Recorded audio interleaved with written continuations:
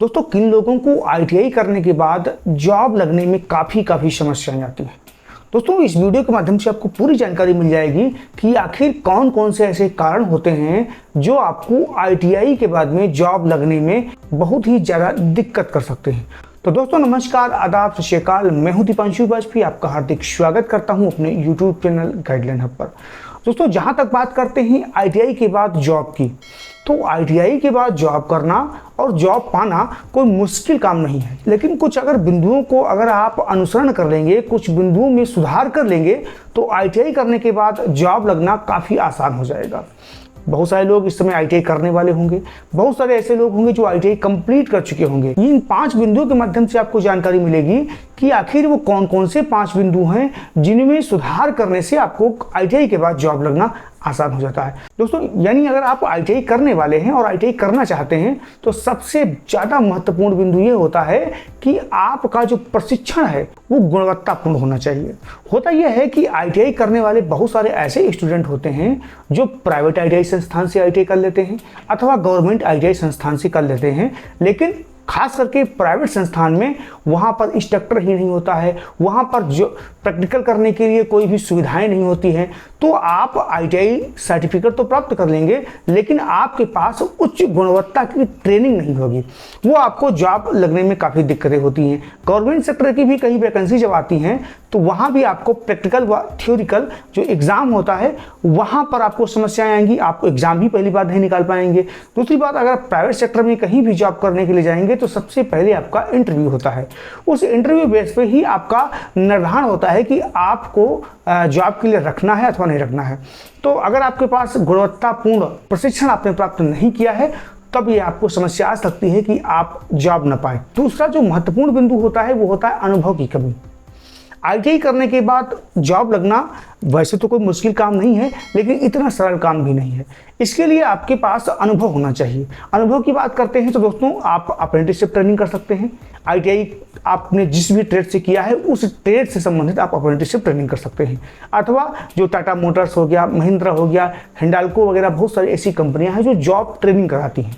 Job training करने के बाद में आपके पास 1 वर्ष का अनुभव हो जाएगा, जो कहीं भी किसी भी प्राइवेट फर्म में आप जॉब करने के लिए जाएंगे तो वहां पर आप उस अनुभव को दिखा करके आसानी से जॉब पा जाएंगे।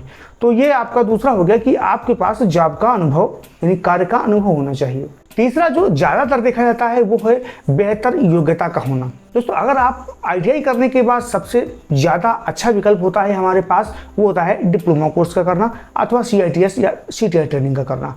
डिप्लोमा कोर्स सबसे ज़्यादा बेस्ट इसलिए है क्योंकि आपके पास 2 विकल्प खुल जाते हैं। एक तो आईटीआई का टेक्नीशियन की कहीं भी वैकेंसी आएंगी तो वहाँ पे आप फॉर्म डाल सकते हैं। दूसरा जेई की यानी जूनियर इंजीनियरिंग की कहीं भी वैकेंसी आती है तो वहाँ भी आप फॉर्म डाल सकते हैं। 2 आपके पास विकल्प खुल जाते हैं।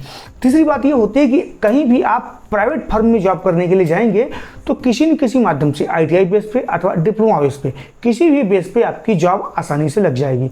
तो आपके पास ये विकल्प होना जरूरी है कि आईटीआई करने के बाद, क्योंकि केवल आईटीआई करने वालों की जो जॉब लगती है वो इतनी अच्छी नहीं लगती है जितना डिप्लोमा करने के बाद में आपकी जॉब लग सकती है। चौथा जो ज़्यादा महत्वपूर्ण होता है वो होता है कम्युनिकेशन स्किल का आप में होना और डे टू डे आपका नेट अपडेट रहना। कम्युनिकेशन स्किल इसलिए बोलते हैं कि अगर आप में बातचीत करने की थोड़ा सा स्किल आ गया है तो कहीं भी आप इंटरव्यू फेस करने के लिए जाएंगे तो आप वहाँ पे शॉर्ट लिस्ट नहीं किए जाएंगे।